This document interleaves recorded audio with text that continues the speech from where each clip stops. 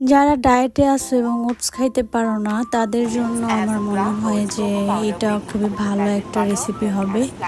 আমিও আজকে ওভেনে ট্রাই করছিলাম যে 5 মিনিটে কীভাবে বানানো যায়। সো তোমরাও ট্রাই করতে পারো। এটার মধ্যে আমি নিছি কলা, কোকো পাউডার, একটু ঘি, যেহেতু বাটার ছিল না, আর বেকিং সোডা আর বেকিং পাউডার একদম কম দিবা, কারণ কি গন্ধ লাগে না হলে।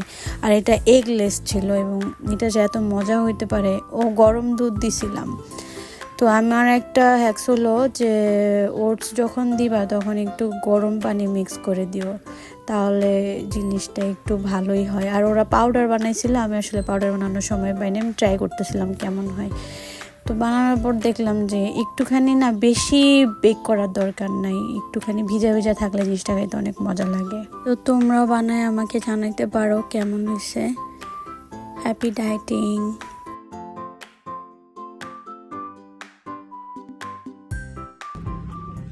একদম মজা হয়েছে ভাই, সত্যি কথা মনে হচ্ছে কেক খাইতেছি, moist cake, smart cake, what ever. Seriously খুব মজা হয়েছে।